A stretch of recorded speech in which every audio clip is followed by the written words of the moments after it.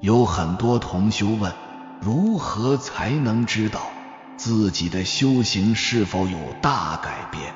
如何正得到了怎样的阶段呢？其实，只要你修对了，从内在、外在都有一定的征兆，都能获得灵感和加持。如果你在这4个地方有了变化，说明你的修行走上了正路，你尽管去坚持并精进下去。第一，你获得了清净之相。一个人的清净庄严是靠修出来的，不是化妆或是美容粉饰出来的。修行修的是补足人体的清气和正气。当你的业力深重时，能量是淤积的，状态是无法平静的，内在是灼烧的。体内的垃圾越多，则浊气越重，也很容易昏沉，没有精气神做事思考。更何况静下心来，人如果生了浊相，就渐渐失去了灵气，则运气就会走低。浊相因为浊气而产生，浊气因内在的心性无法静定，故而被沾染习气。无论一个多么漂亮的人，如果他的心思是不纯净的，是充满负能的，是麻木的，久而久之也不会让人感觉舒畅、美丽。真正的清净是内在的清净，外在的显化。没有杂念的心，干干净净的语言，行住坐卧的禅定，干脆利落的性情。你开始有了一点烟火气之外的东西。内心纯正之人，他的眼神有定光，真光是断除了淫欲的、邪念的、贪心的。清明自然状态，就像一棵树一样，你静静地伫立在那里，只是生长自己，就像一朵云一样，淡淡地围绕在天空之中，来去自如。你的存在让人清凉，不断沉淀，如同喝下了一捧山泉水一般，任何烦恼都消失了，而后心定，智慧升起。第二，你得到了自在之相。很多人在修行过后，开始慢慢发现自己恢复了童真的效力，恢复了童真的快乐，恢复了最简单的初心。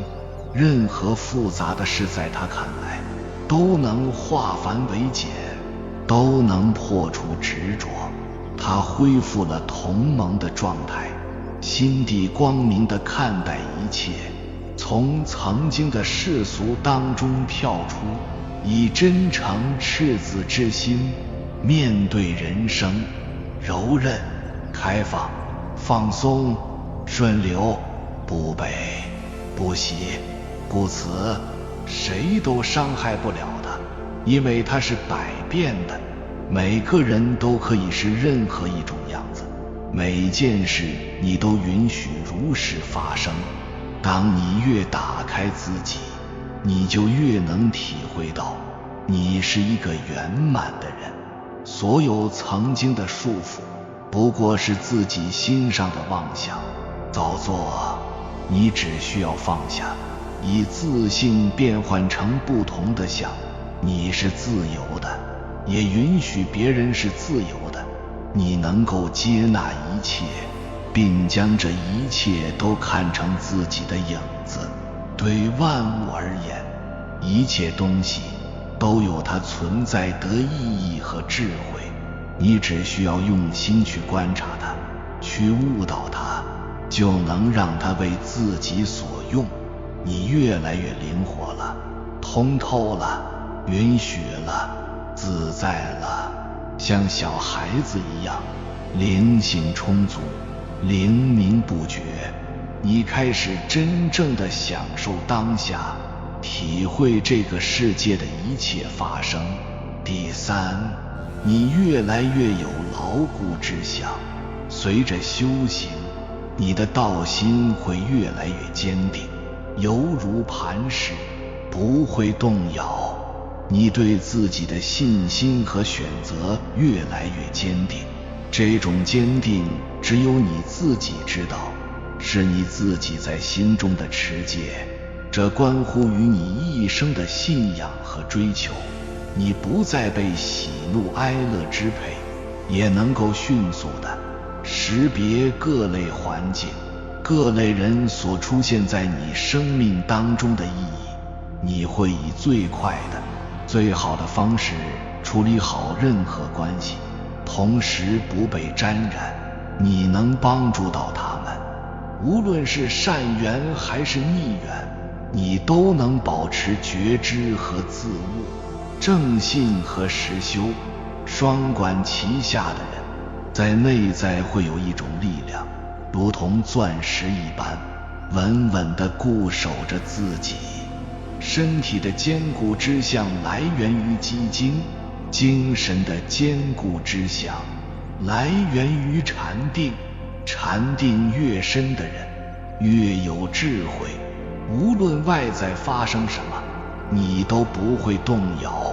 真正的成功之人，都是高强度的精进之人，都拥有强大的精力和能量来支撑自己。定力是一点点积累的，在这个过程当中，需要克服种种妄念，静地保持绝对的专注。第四，你感受到了加持之象。一个人真正的升级，一定是认知的改变，一定是福报的提升，进而转化为功德的提升。当你发现你身边的人越来越出现菩萨一样的人，行菩萨之道，能够帮助他人，广结善缘，忘我的付出，同频的共振，你得到了指引，更加的精进和笃定，自己的方向是正确的，是法喜的。你找到了此生必做的事，必须完成的部分，走到何处都感觉到天意的恩典。时间能够证明一切，润物细无声的改变，成就着你。曾经的逆缘都结束了，你获得新生了，关心你的人又回来了，爱你的人多起来了。你感受到真正的幸福是心带来的，你越来越精进，这种感觉会越来越多，因为你被加持了。这种感觉你会感动到流泪，人有福了，一切能量都接上了。我们唯一能做的就是把自己的福报提上去，命就改变了。实践表明，修行是一个正行正受、即行即受的过程。随着习者的修习层次逐渐由初级升到高级，其肉体及由此而产生的觉受也都会有相应的变化。这种变化可以用来间接表征你修身所取得的成就。一、机体。机体在这里主要指肌肤和肌肉。由于初习气功者身体状况不好，体内存有各种各样的毒素，因而其肌肤是不洁的，常有油腻之物从毛孔排出。同时肌肉也比较僵硬，横向纤维较多。随着修习层次提高，体内毒素被慢慢排出，肌肉会变得越来越柔软而有弹性，肌肉纤维的走向也趋于顺直。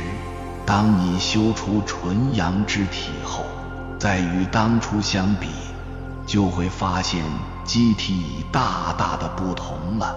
这时的肌肤洁净而有光泽，体表的排出物里乱七八糟的成分大为减少，质地与水差别不大，因此长期不浴也不会感到不适。就肌肉而言，若放松，则触手如棉；若绷紧，则坚如金刚。同时，机体的痛感明显减弱，排毒功能强化。如果你是习武之人，到此时大概金钟罩的功夫也自然有些功底了。上海绝手与你的修身层次是成正比的，也即肌肤越近，肌肉越滑顺，痛感越弱，你修身的成就就越高。关节状态与用力情况的变化和机体相似，人体关节的状态和用力的方式及力度也将随着修行层次的提高而变化。初习者的关节往往僵而涩，滞而不通，随着气机的流畅程度增加和升华，人体骨节之间会慢慢伸展开，并逐渐充满类似润滑油似的液体。自然，实现这种转化的过程是漫长的。开始时，想使骨节撑开不是一件易事，需经过一段时期刻苦的训练才有可能。骨节的伸展通常从脊椎开始，逐渐延至背、肩、颈椎、四肢和胸椎各关节。骨节撑开的第一个感觉是觉得骨节发胀，骨节内好似有东西在拱动，使你不自禁地想伸展活动一番。稍一活动，相应的关节部位就会发出噼里啪啦的爆裂声。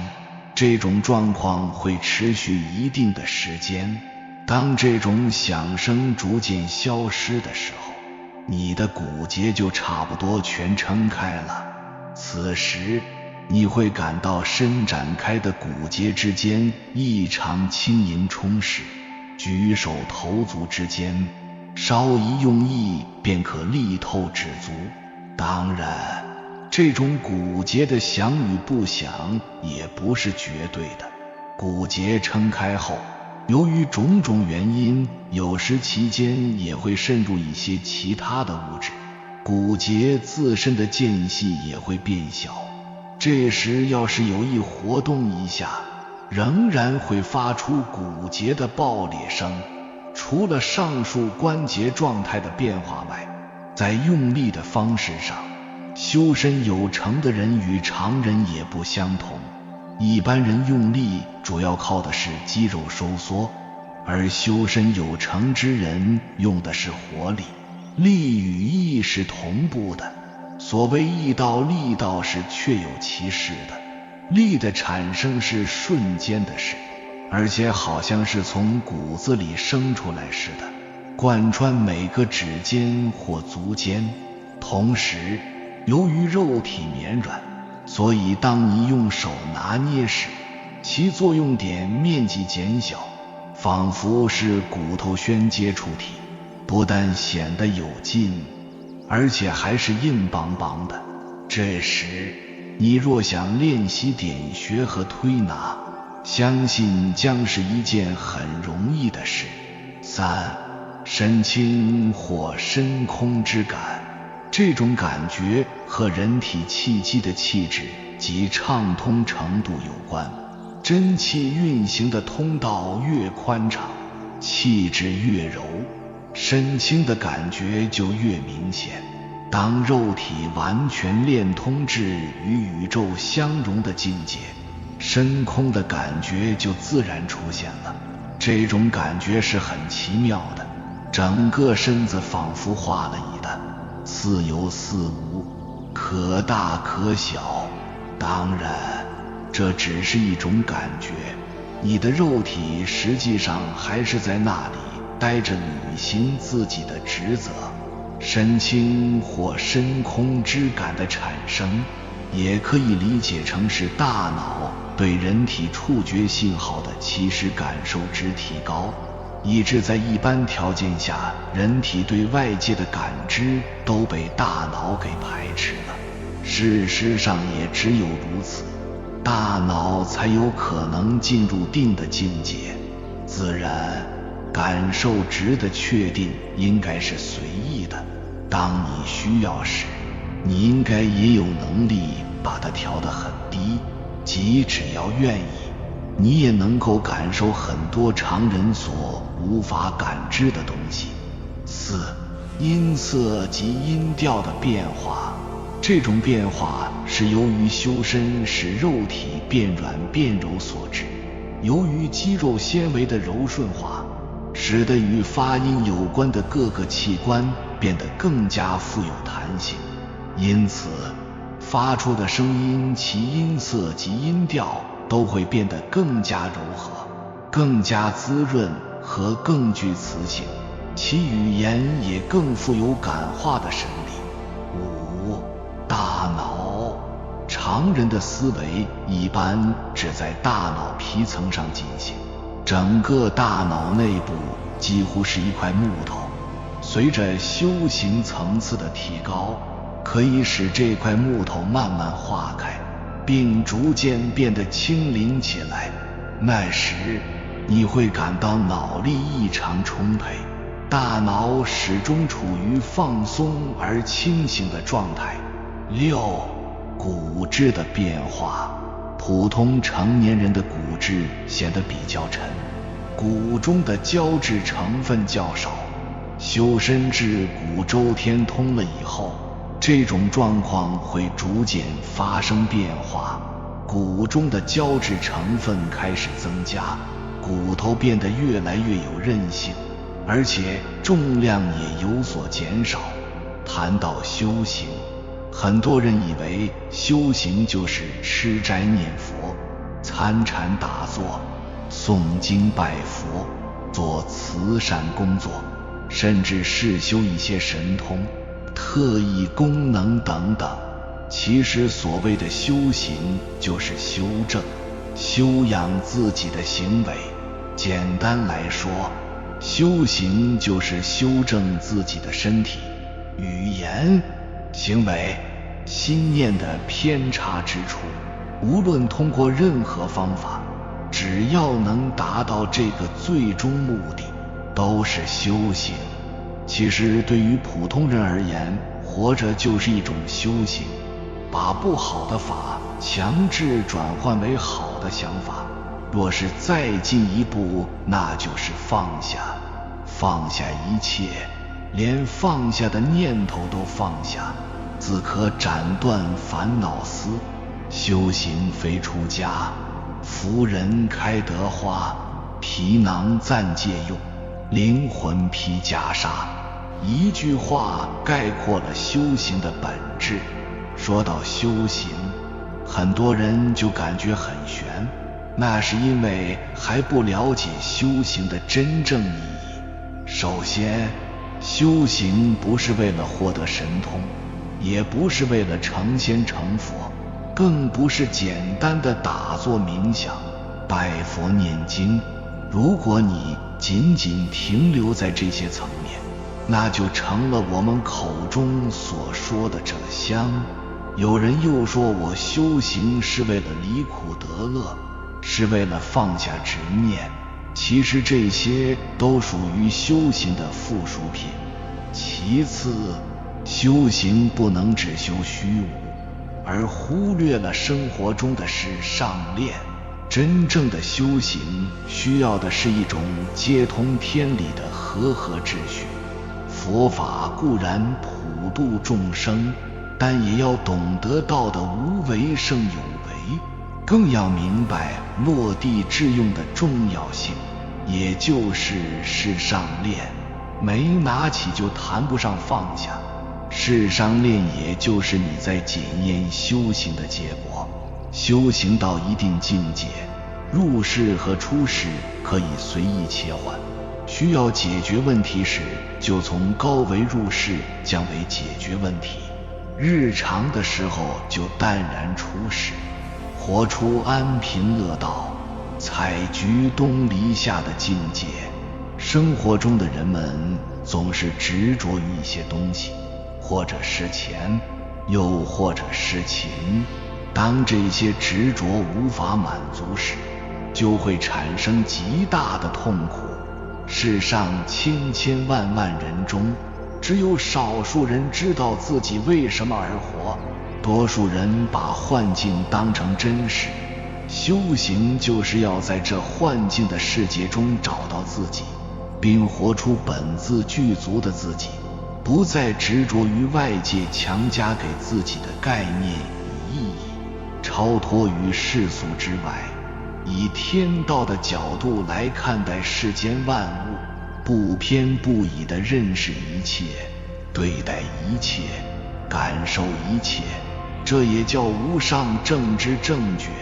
如果再加以实修，便能真正掌控自身的起心动念，真正地成为自己的主人。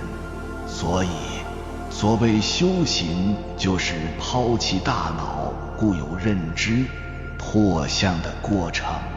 修行就是修心，修起心动念，直到达到本我，达到天人合一的状态。佛是觉醒的众生，众生是为觉醒的佛。何其自性，本自清净；何其自性，本自具足。这一生，你只是借此皮囊来体验这个世界，你带不走一草一木，你活此一生活的是你灵魂的高度，你生命的维度以及你精神的传承。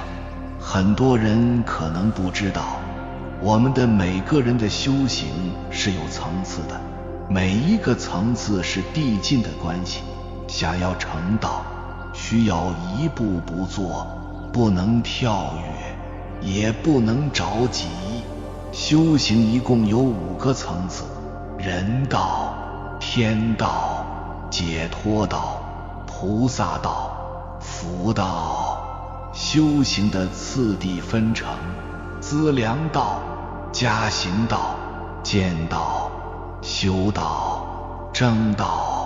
我们可以根据当下的状态，看看自己在哪一层，真正落实修到了那一层。因为每一层所面对的戒律和方式都是不同的，越修法越深，能量也就越强。第一层，人道，这是基础，也就是资粮道。5戒是人成修习的资粮道：1不杀生，2不偷盗，3不邪淫，4不妄语，5不饮酒。这是做人最基础的部分。人道的修行看似简单，实则需要大量的内在福德。有很多人道的基础没有做好，直接往高层次去修，就会发现很多功夫施展不出来，也就是光有技术不能与道相连。所以要做好人，不仅仅是要持戒，更是要修德，把德修好了，才能往下走。什么是资粮呢？一个是好的身体容器，还有一个是修行环境和处所。把人道做好了，你的身体福报会非常健康，色身也非常端正，有正气，你才能具足富贵，具足人缘。具足需要修行的基础，如果这些都能保证了，你就有修行的时间了，才能往上走。第2层是天道，天道之人要修10善业：不杀生，不偷盗，不邪淫，不妄语，不恶口，不两舌，不绮语，不贪欲，不嗔恚，不邪见，这已经对寻常人来说是很高的要求了。如果做不到怎么办？要修忍辱，修心量。所有在天道的人所在的频率是非常信守因果的，正信的业力是比人道要清净的，福报是相当大的。在世间法上，有些人拥有地位、财产，能享受的必有大付出。在修行人的角度看来，天道之人爱享受，爱娱乐，是因为他们还没有从五蕴之中解脱出来。纵然有大福报，但福报不是永恒的，一旦福报不足，消耗了就要重新去修，就会感受到痛苦。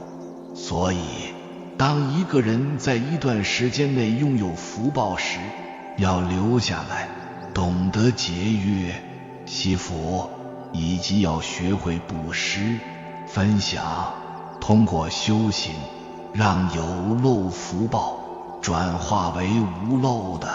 第三层，解脱道，是一个人能够真正放下不再轮回。轮回的主要原因是迷失了自我的真相，从而产生了颠倒的我执。由于我执而产生的行为即是造业，由于造了善恶之业，而感召了六道善恶之果报，既已形成了善恶果报，就会产生苦乐之觉受。所以一切的善都不必执着，把小我放下，破除自己的执念。想要得到真正的智慧，一定要先自己跳出来，即小乘的阿罗汉果。所谓阿罗汉果，是自我解脱，不再被尘世的纷扰所控制、干扰。你有那个想要解脱的心，也能够自己解脱，然后一点点的就不再迷茫了。你仍然好好的活在世间，你能自己开导自己了，放下了，你的一切完成都是顺其自然的。你有你真正的任务，活在世间，但灵魂不属于他。第四层，行菩萨道，自度度他。到了这，就是大乘的修行，是更高一层的维度。只有真正发了菩提心，发了愿望，愿意度一切众生，才能圆成佛道，落实在实修上的。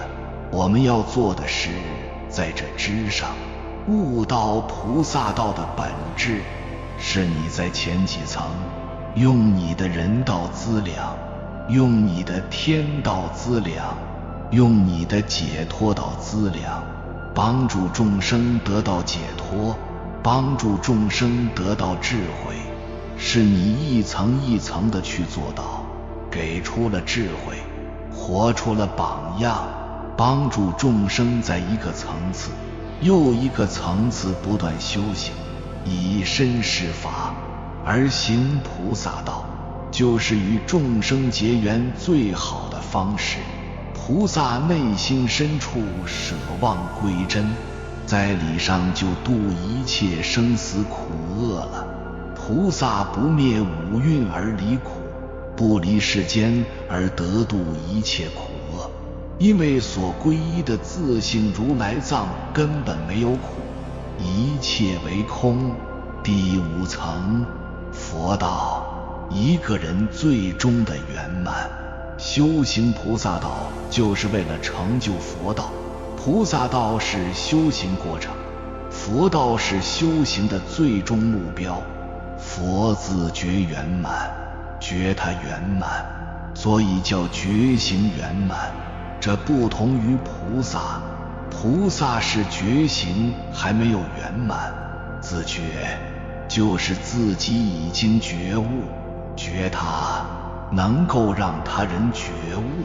觉醒圆满就是所证的果位，所明的道理已经究竟圆满。觉醒圆满是指一个人在修行过程中达到的最高境界，它并非单纯只度化他人的数量，而是对心性烦恼的彻底了悟。大德说，阿罗汉具自觉之一，菩萨具自觉，觉他两种，只有佛具有三教，三觉圆，万德具，方名为佛。观世音菩萨是久已成就的一尊古佛，号正法明如来，他是已经成就的佛，但为了众生甘愿做回菩萨，这是至高的无上境界。倘若一个人真正觉悟，他可以选择自己圆满，也可以选择与众生一起道驾慈航，只为真正的普度众生。修行的每一个层次都是积累，都是突破，也都是考验。人既然来到这世间走这一遭，一定要尽早修行，在红尘当中修行，立誓练心，解脱烦恼，过关升级，早日开悟，实现真我，尽早成就无上菩提。愿读到这篇文章的你，修行早日成就正果，你也必然会成就正果。有很多同修曾问，想知道自己的修行程度如何，什么时候才能获得能量上的价值？这个问题，如果是已经开始修行的，或是常年修行的人，一定会有感应和答案的，也是有征兆的。接下来我将与你探讨这几个征兆，能看出你的修行程度，一切反应都在你身上。第一个征兆，闻到佛法，自带佛性。有的人在修行后，会从持戒、内在觉知以及感受上受到了极大的熏染，从面相上开始圆融和慈悲，流露出极大的佛性。比如说，你外出和任何一个人见面，你会感应到对方是否有信仰，以及对方身上的能量如何，因为你的眼耳鼻舌身意非常的灵敏。如果你已经趋近于空性，你能够知道每个人的开放程度。佛性是慈悲的，圆融的，是智慧的。每个人所做的事，所说的话，你都知道对方是否在利他的层次上。如果对方是自带佛性并敞开的，你们将完全没有距离。无论一个人表现如何，你都能迅速洞见他的心，你能感知对方需要的，慢慢给任何人需要的。当遭遇危险或是发生较大的事情时，你都能察觉到，并且能够感知到不一样的能量和气场。从能量场上能够当下知道他是不是对的那个人，是不是你要找的那个人。语言可以包装，外在也可以，甚至能量在初期也能，但是真实的能量感应是不会骗人的。这就尤其需要我们在每个层次提升的时候，加强自己的能量感受，信任你的第一直觉。第二个征兆，心境宽和，百福自集。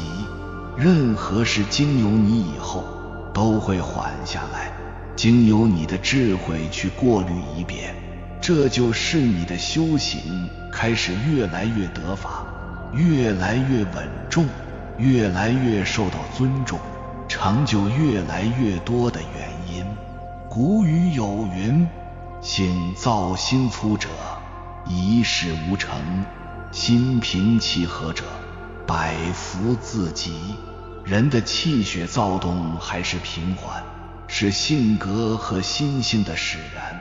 当我们开始修心，真正能静下来的时候，原来障碍我们的一件件事都有答案了。一切从内在找原因，还是自己的心不够静。真正的禅定功夫到了，外面的能量都能驾驭，都不是问题。心平气和，无欲无畏无争，自己不求自得，空生妙有。随着修行，心量会不断的增加，你的承载力增强，所以能量都向你涌来。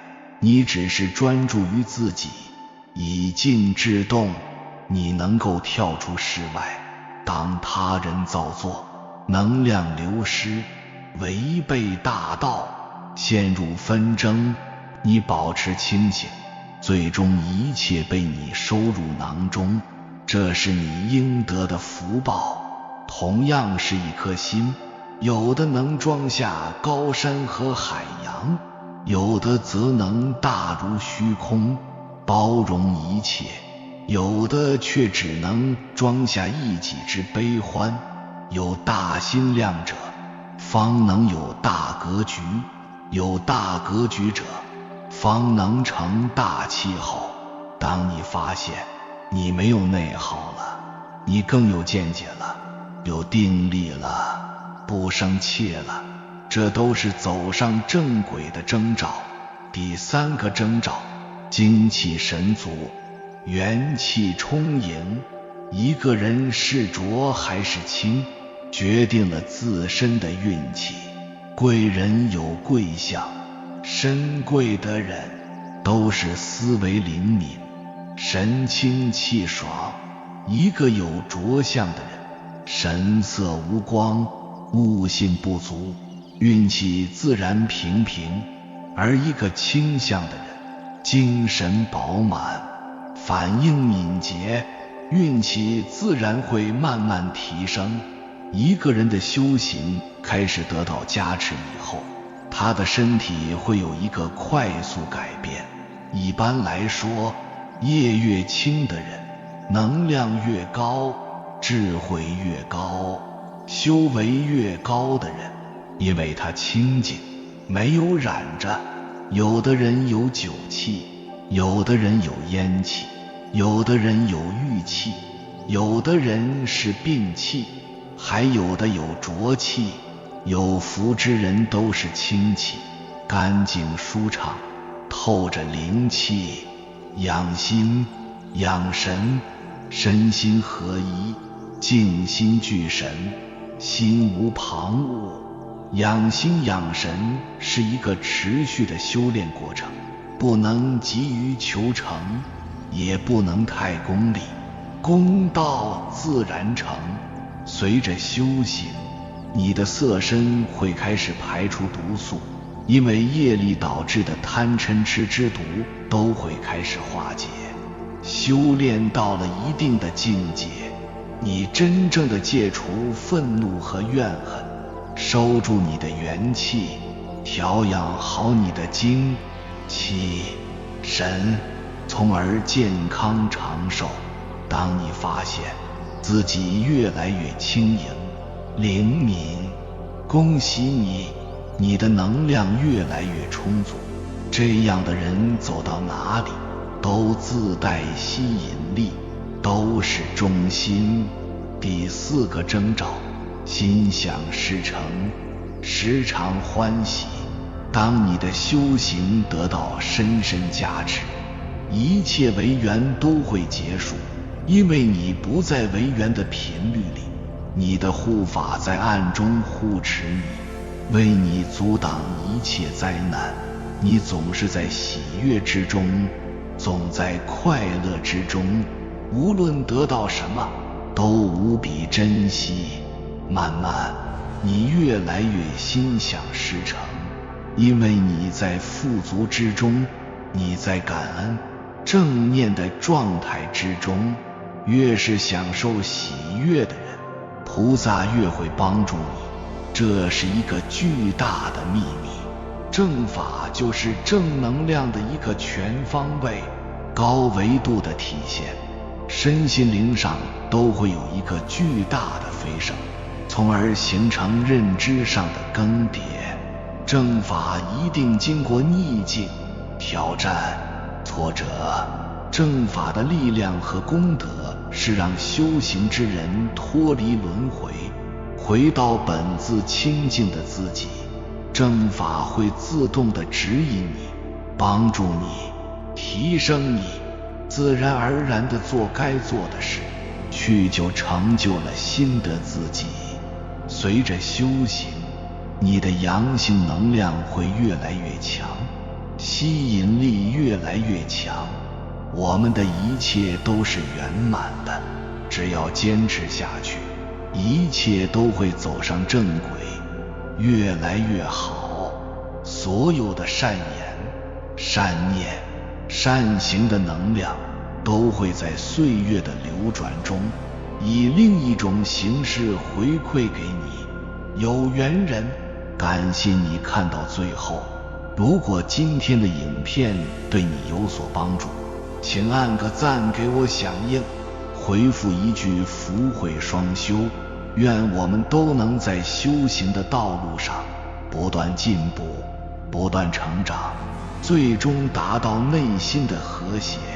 还没有订阅频道的，请点击右侧的订阅按钮，与我们建立更深的连接，随缘加入会员，与同频之人共修福报，随喜转发，传播善知识，功德无量。